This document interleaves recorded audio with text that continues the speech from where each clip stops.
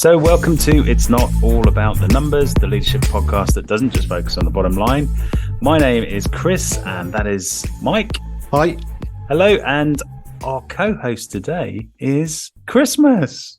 Hello, Christmas. Ho, ho, ho, Christmas. So yeah, this is our Christmas special episode where we are going to reflect a little bit on the usual stuff, but also look back at the podcast so far. And if you are liking what we're doing, then do subscribe. We can see the audience is growing steadily week on week, genuinely, and we can see the 5 stars ticking up as well. So thank you for that. It all really helps. So just to kick things off as normal, how was your week, Mike? I suppose it's a bit of feedback on what I said last week first, which is I managed to get to the coast on the weekend, which was my aim. So I got out, walked along the beach with the dogs, which was the highlight of the week. I saw you posting about that, actually, your photos. Yeah, right? yeah. I thought I would share the pictures of a kind of cloudy looking Weymouth beach.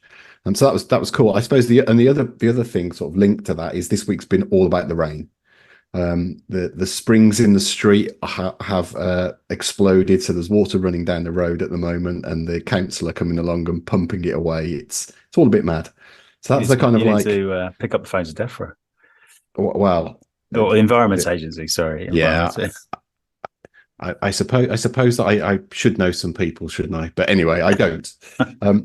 But then, but on a work front, this week's really been a bit of a business development week, which basically meant I had a chat with somebody around some ideas, and we were thinking about like data value, data reuse, and the data practices, and bringing them all together into some kind of stuff. So yeah, looking into the new year and what new projects might be out there this week. Good stuff. And should you like Mike Rose services, then do look up Mike Rose. Search Mike Rose. So, yeah, it's very good.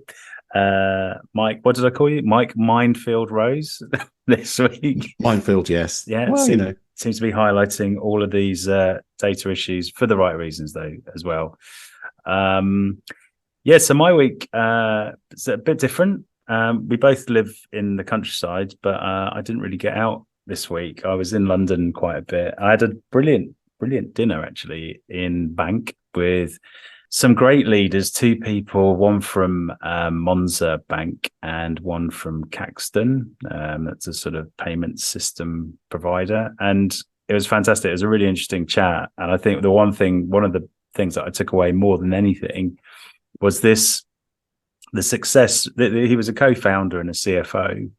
But the real success of it, he felt, came from good user experience and good visualization. It had nothing to do with the fact that they were providing banking services. It was just to do with the audience and the engagement side of things, which was a really interesting comment from a CFO, right? Because you don't always think that they think about these things. But I'm sure the people who are on this podcast are. It's not all about the numbers, right? And that what you just said there, so you I assume that could have been the person from Monzo, but I remember talking at the last Gen CFO meet to somebody from Octopus Energy, and both Monzo and Octopus Energy are examples that I've used previously in training to illustrate the difference in services now from in the past. So in the past, companies had infrastructure, like banks would have branches and would have offices and bank managers, and energy companies would have generating capabilities, whereas actually both Octopus and Monzo were set up as data companies. So actually they started off from the data first, and they gradually branched into the other stuff. But the angle was very much like a software app data angle rather than a build the infrastructure. So just an interesting illustration of that change in how we do things. Totally. And as interesting as that is, that has very little to do with Christmas. So the other thing that I've been working... Ho, ho, ho. Yeah, exactly. Bar humbug. The other thing this week, obviously, has been, Christmas has certainly kicked in the Argent house. Has it started properly in the Rose house? Well, kind of. I spent a bit of time last week putting up the tree. Vomited a bit of tinsel around the house into different places, those kind of things. So my usual Grinchy exterior vanished for a few hours whilst the tree was getting decorated. I'm learning all the time who you are, and if you are the Grinch to my Santa, then again, great part. I go bigger actually at Christmas. I think when it comes to decorations, I love the house to feel like Santa's grotto. I love to walk down the stairs and feel like I'm in a queue for my gift, and the kids love it, right? But are the kids bothered? Because yours are a bit older than mine. But yeah, less so. We were reflecting on my now 15-year-old who, when he believed in Father Christmas till he was quite old, but actually we only really found out sort of when he fessed up at the end when he was about 10 that actually I only believe in Father Christmas because I realize I get extra presents if I can keep playing along with you. He gets the Father Christmas presents. So I think to be fair, my kids see Christmas, they enjoy it, but they do see it as a bit of a transaction as well. Outrageous. Who'd have thought kids think that Christmas is about getting presents? If they maybe they've developed my sense of cynicism. Who knows? I meant to ask actually. So you put up the tree, but real or fake? Well, we had a long debate about that, but basically this year is the last year of our crappy old fake tree. It's going up, but when it comes down this year, it's then also going to be disposed of because next year we're going to get an upgrade of some description. A fake again, though. I'm not sure yet. We might buy a good fake, or we might go for real next year. But we'll see. That's a decision for further down the track. I've come full circle on this. I was a big real tree advocate. I actually sold them for with my brother for kicks a couple of years. But the thing is, it was all about the smell, the spruce, right? The smell. But then there was this influx of non-needle drop Norman firs, and they don't smell. So I was like, oh, that's throwing a spanner in the works. So you got to go for a spruce. But I remember growing up, we'd always have the tree in the front room, massive one, as big as we could, and it would go out the window, early January, and then behind the radiator, you would have year after year after year another lay of spruce needles just topping up the back of the radiator, which would fall out throughout the year. And I think when I got older and got a family and got a mortgage and a house, I started to become a bit OCD, and I was like, I can't have that. I need a fake tree in my life. So you've upgraded to a fake tree and some pine flavored air freshener. Exactly. Well, not pine, no, because that makes the whole house smell like a toilet. But yeah, definitely fake. And I would love more spruce in the house, but unfortunately, that's not going to go well with the cleaning bill and everything else. Anyway, that was good. So what happened this week? So we are in the UK, and most of our audience is in the UK. But this isn't just about the UK. This is about the pandemic. There's a big inquiry happening in the UK at the moment, and there was some evidence put forward, and quite interesting and relevant for, I think, digital transformation here. That Patrick Vallance, who was the chief science officer, I think, during the pandemic to the then Prime Minister Boris Johnson, was saying that the Prime Minister was bamboozled by the science during the pandemic. And this kind of got me thinking, because there was a lot, and this is not a political statement, okay? This has nothing to do with Mr. Johnson's ability during the pandemic. But it got me thinking that there's a responsibility on the person who is giving the information as well as the person who's receiving the information, right, to get it right. So who's actually at blame here? Is it the audience who might not understand what you're seeing, hearing, communicating? And in this case, it was a lot of graphs and a lot of models. Yeah, they're very common in a finance environment. So communicator or audience, or both? It's a really good question, and I think it's hard not to see it as both. I think there's, and we've talked about this a bit before on the pod in different ways around people trying to share their expertise, and in some respects they share their expertise in ways that suit them and ways that they understand. So as somebody that's done a law degree, I'm quite used to people writing down quite wordy things to explain a position where it could be simplified right down. But similarly, working with data people, quite used to people sending me something that is to them makes quite a lot of sense, but to a normal human is quite incomprehensible. And I think that there's almost like the part of the skill of the communication around data is not only thinking about your perspective, but thinking about the others. So if you're the person delivering the information, you need to know the questions that people are asking of you and then present your information in a way that they'll understand. But the flip side of that is if you're receiving information from those experts and you don't get it, you should be humble enough and honest enough to say, can you explain that to me in a different way, please? Or can you tell me that in words of one syllable? Or I know I'm not an idiot, but please, can you tell me? And I don't think there's enough of that either. So I'm not sure whether sympathy is the right word in this the example that you started with, but Never. I certainly have sympathy in businesses where you've got this disconnect between the data experts and what they're trying to, and how they're trying to explain things, and the senior business leaders and what they're asking. I definitely have sympathy in there. If I think about visualization best practice, right? And I loved the pandemic because there was so much bad viz out there, and you were literally throwing stuff at the TV on a daily basis. And it wasn't just the government, it was the media, it was all sorts of sources. But, there's a responsibility to understand your audience, and you have to make sure that you understand the audience enough, what they want, what they're looking for, what their ability is, to communicate that in the right way. And in this case, you've got a leader who needs to make a huge decision off the back of the information that you're providing. Maybe there's other information that you want to put out there to the public, or there's other information you want to put out to, the middle management. And all of those audiences are different, right? So you need to consider them. Yeah. And I think what came out was obviously a deep frustration that the audience didn't get it. But I also felt that, that it was also on the communicator to frame it in a way so that the person does get it. Otherwise you've lost as a communicator, because you aren't actually allowing that person to make the decision. And in a business world, if you're a manager and you don't get that message across for that person to make the right decision, then you failed. It's not the person who's making the decision that's failed, or rather you both failed. Absolutely. And link back to something that we've talked about before, which is that kind of translator role, and having somebody that's in the space that sort of helps translate between the parties.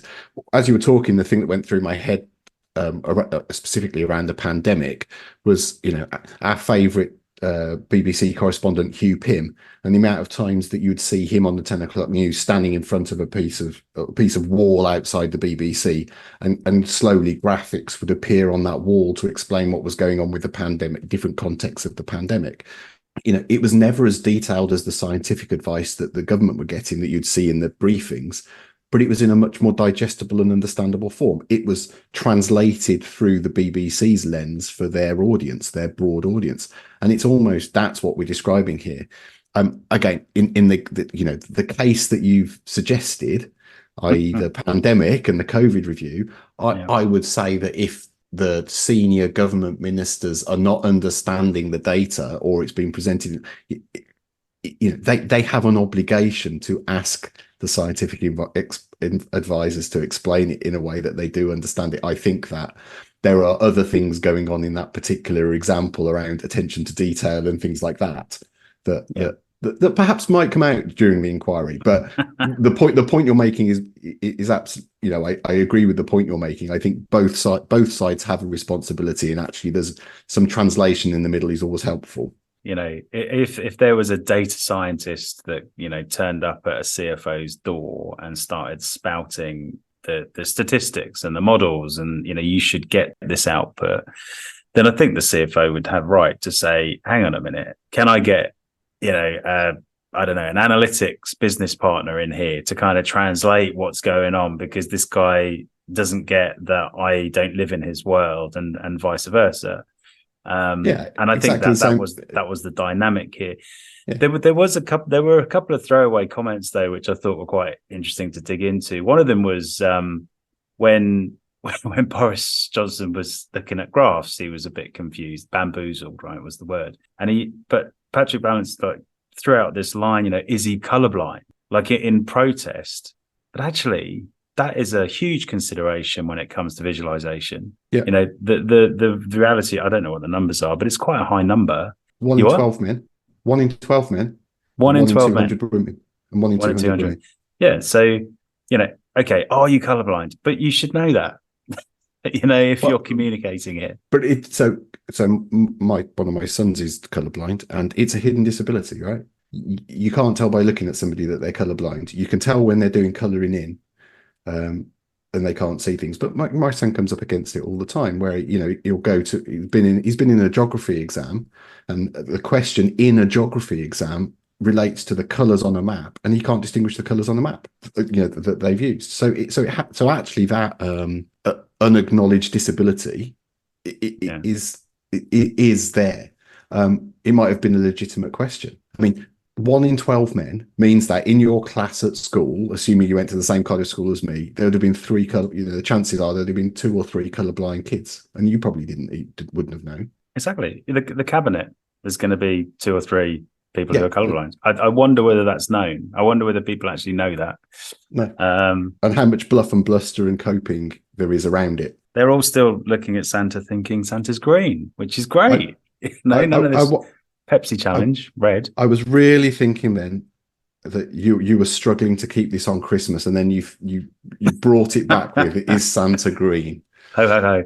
Yes. Is he green or red? There you go. That's a colorblind test for Mr. Balance to ask all of his audience. And traditionally, we all know he used to be green before Coca-Cola got involved.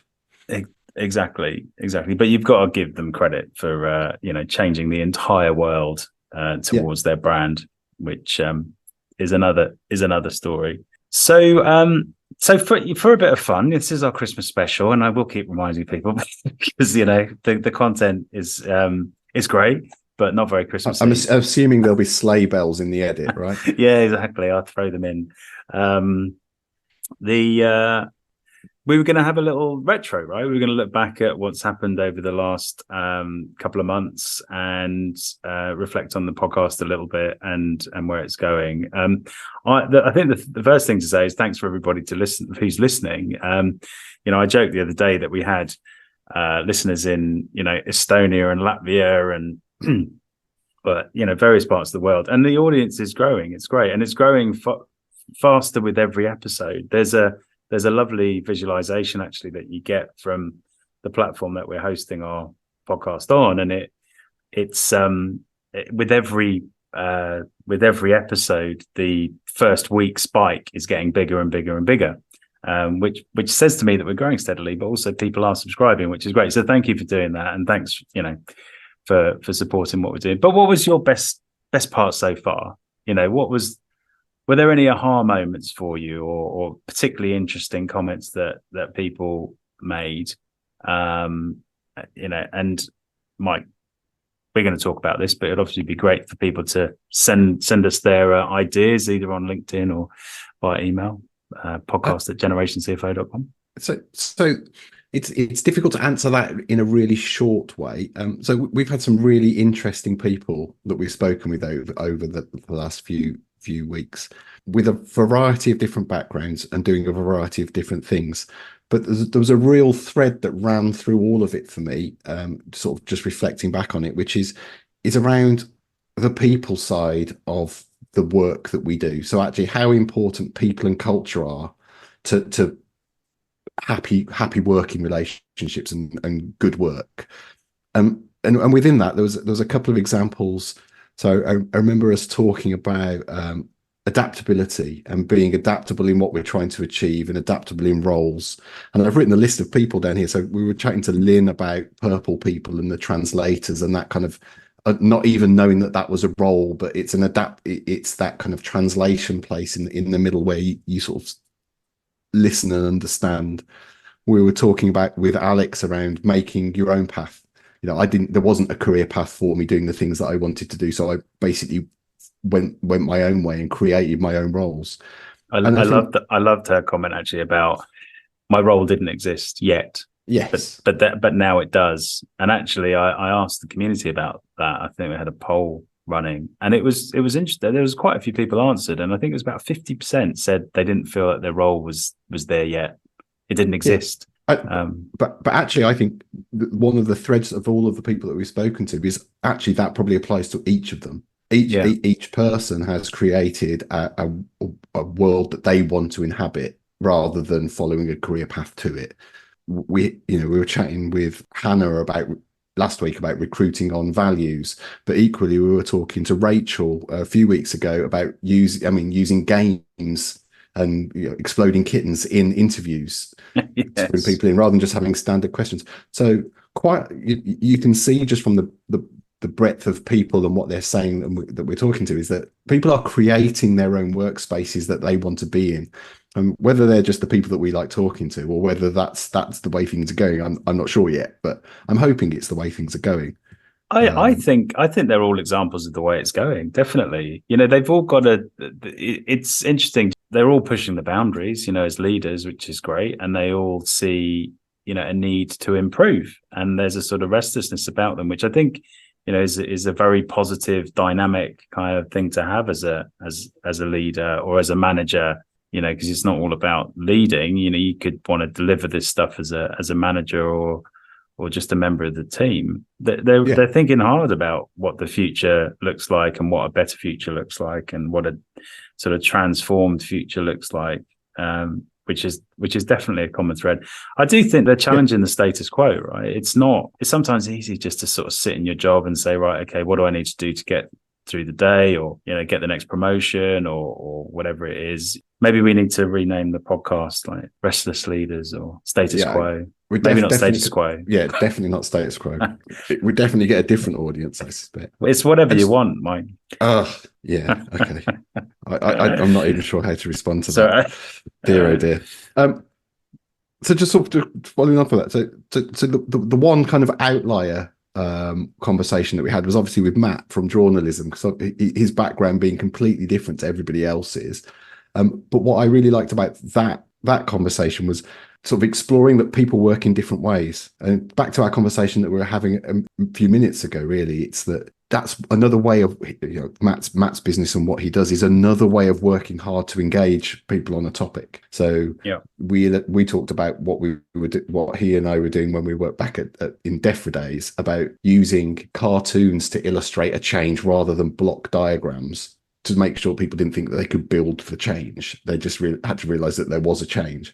And that for me I really liked sharing that. It was a great story. I think, and you were almost surprised by its success, but then you could learn from that moment, right? Because you're not going to find that in a textbook, certainly not 10 years ago in government. Because if I'm being really honest, when I was talking to Matt, I kind of underestimated what it could bring. It was like, it's the guy in the corner who's making it interesting for us because we're all executives and we've got a bit of money to spend on an away day with an artist in the corner, and totally downplayed it, and then actually when you hear the power of it, if it's used properly, and maybe that's the flaw of the facilitator on the away days that I've had, they should have used that content more.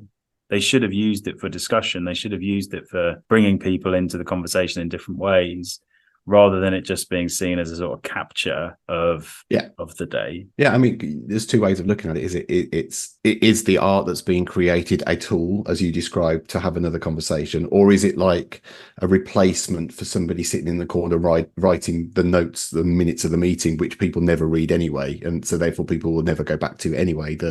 So across the series that we've done so far, I think it's been really interesting. But as I say, coming back to it's about people and approaching people differently and being adaptable within approaches.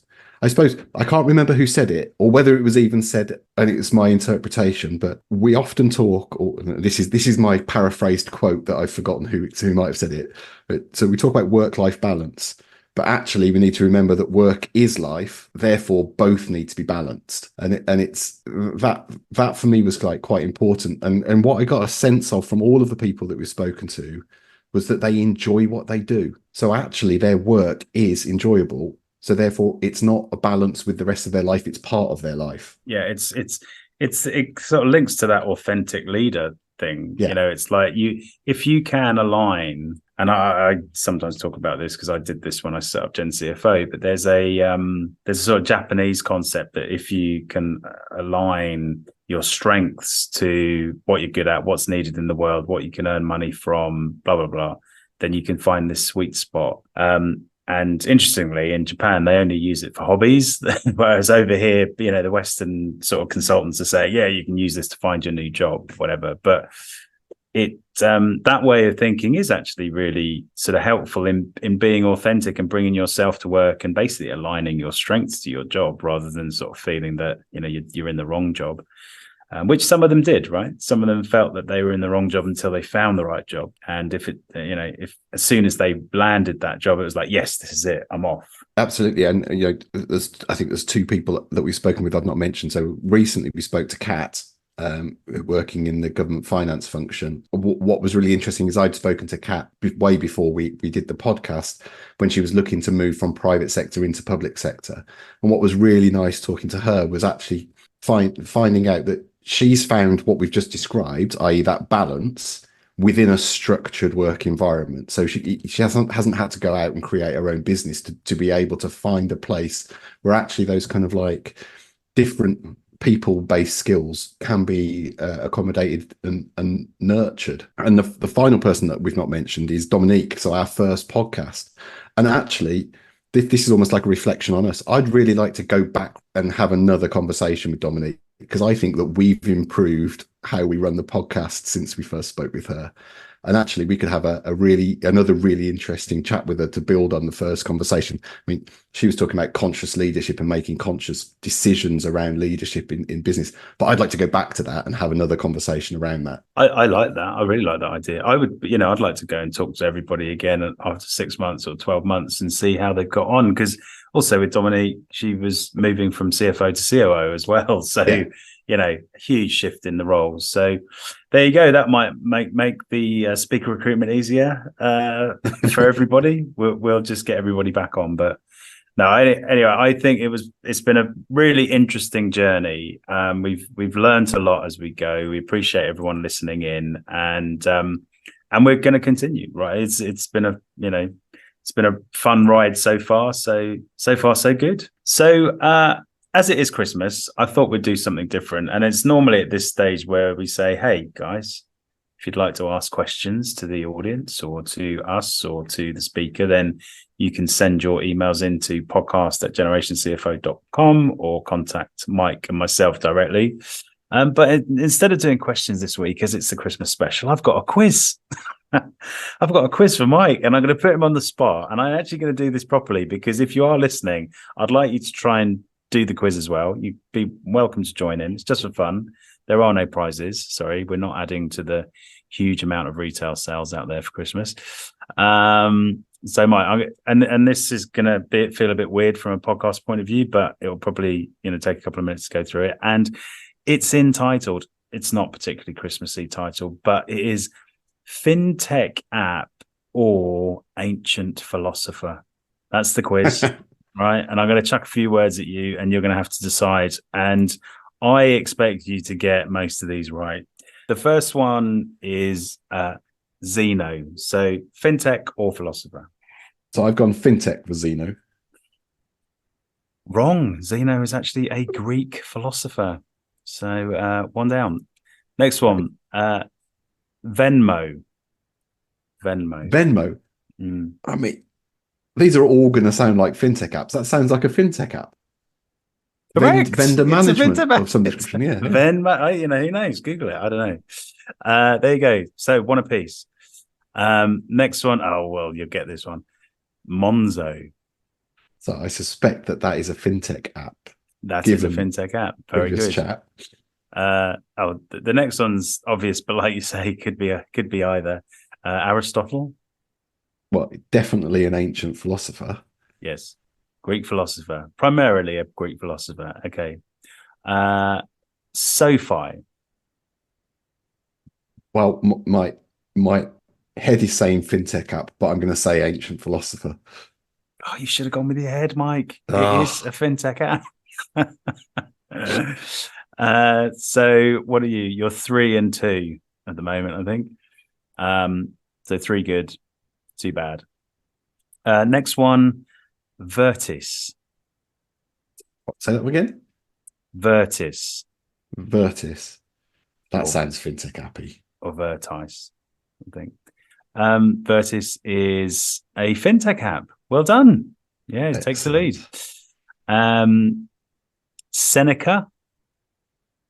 So Seneca is an app that the kids use to do their homework. So because of that, I imagine it's an ancient philosopher. That's great deduction, and you're absolutely right, because it's a fintech app. Remember, not Yeah, any exactly. education Yeah. app. Yes, a Roman philosopher, Seneca. Next one, Soldo. Oh, so I know Soldo. So Soldo is definitely a fintech app. Oh God, he's away. He's away. Well, that's because I've got branded Soldo material that I've clearly picked up at a Gen CFO event, Oh, knocking right. around the house. Damn it. And 2 more. Pleo. On the basis of where we're going so far, I say that's another ancient philosopher. No, that is in fact a fintech app. Good.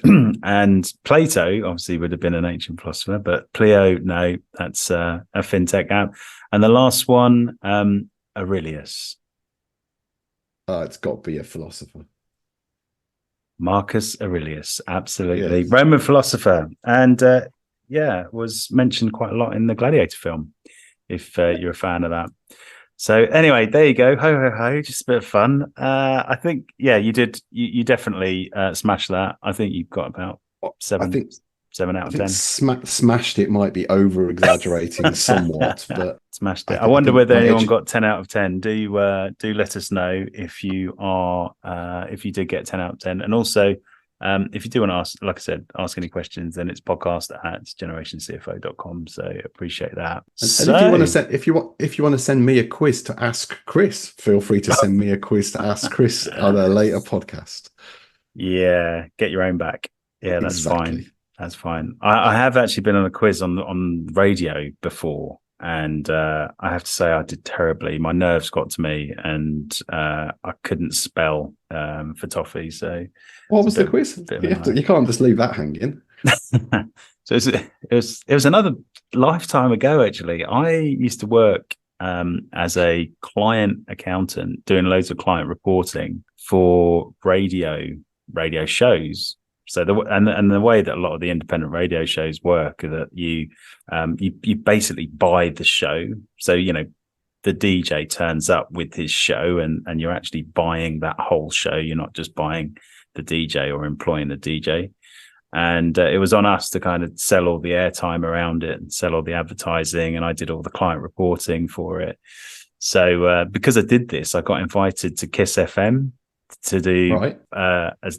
a quiz called Friday People, I think it was. Can't remember who it was with.